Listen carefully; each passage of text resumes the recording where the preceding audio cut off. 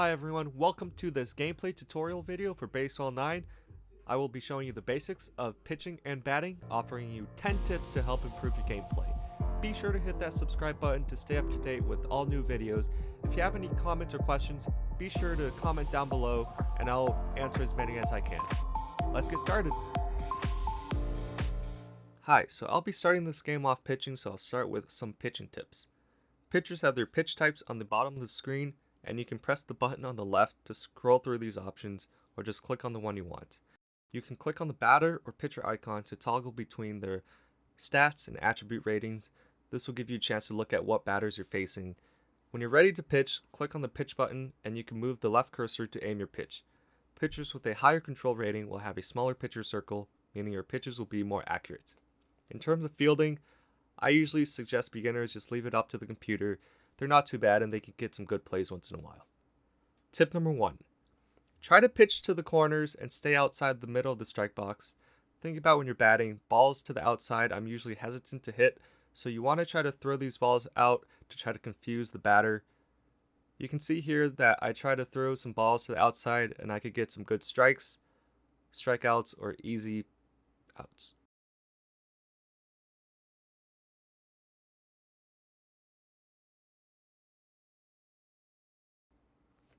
Tip number 2.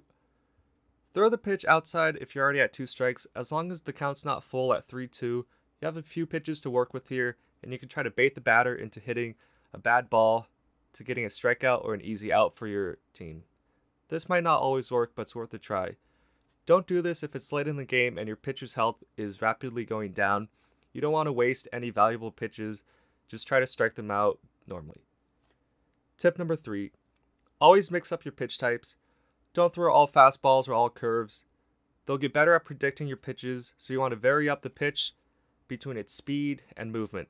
A combo that I like to use here is going with 2 knuckles and a fastball, or 2 fastballs and a knuckle. This is a really good combination of speed and movement, and can usually get you some good strikeouts. Tip number 4. To speed up the game, just get the first out of each inning and then skip to the next inning. I like batting way better than I do pitching, so this helps me keep engaged in the game because these games can be really long. However, if the other team does get a few early hits or runs, I do try to finish out that inning pitching myself so that I can mitigate any damage that they could do. Tip number 5. Substitute out your pitchers if they aren't doing well or if their health has dropped. Sometimes you'll just have a bad inning, so it's your job to swap out your pitcher if that's the case so that things don't get worse. Also, when your pitcher is around 70 pitches, you'll see their control circle increase greatly, which means that their pitches will be way more unpredictable and you don't know what you're going to get with this loss in accuracy. So to change out pitchers, just hit the pause menu, substitute, pick a pitcher, reliever, or closer, and you can sub them into the game.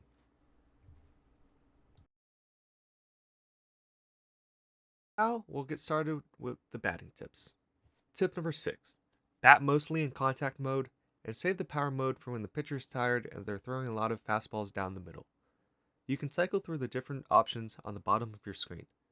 I don't recommend batting in power mode all the time because it's harder to hit and you're not always guaranteed to hit home runs, especially when you're starting out and you players don't have a very high contact or batter's eye rating. It'll almost be impossible to predict where the pitch will land. Power mode gives you much less room for error and you have to hit the ball pretty much straight on. Here you can see in contact mode I'm a little bit off the ball, but I can still get a good hit for a base. Tip number 7. Move the batting cursor initially to where the giant circle is and then try to adjust it based on the pitch. Later on when you do have a higher batter's eye rating, you'll be able to predict the pitch better and you can ignore pitches that are way outside the strike zone. Doing this will give you more time to fine tune where you'll hit the ball. Don't wait until the last second to move it over. You want the ball to come to you so you can make a decision. Here's an advanced tip. Keep track of the pitcher's tendencies. Are they throwing a lot of curveballs? Are they throwing a lot of sliders? If they are, you can predict where the ball is going and get a nice hit, especially on sliders. You can get hits to deep left or deep right and almost guarantee yourself a double. Tip number 8. Work the pitch count. Don't swing at everything, especially in the first couple of innings.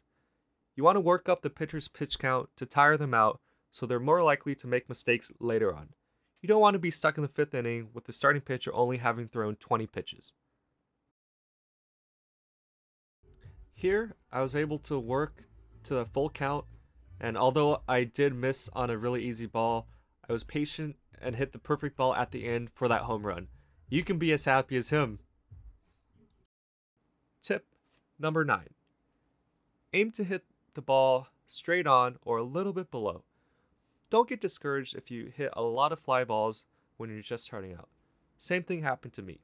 The thing is, if you do aim too high, you'll end up hitting a lot of ground balls, and this will be frustrating because it'll result in a lot of double plays. It just takes a while of practice to get good batting contact.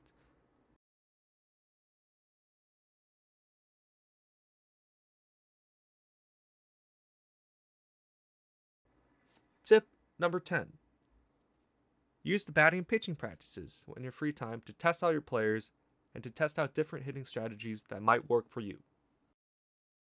Just note that it'll use the first batter or pitcher in your lineup, so be sure to go back to the home screen and swap out your batting order so that you can have the player you want during batting practice. And that was 10 tips to help improve your pitching and batting. Hopefully you liked it, hopefully you found it helpful. If you liked the video, give it a like. If you want to see more tips and tricks on the channel, feel free to hit that subscribe button. Thanks so much for watching.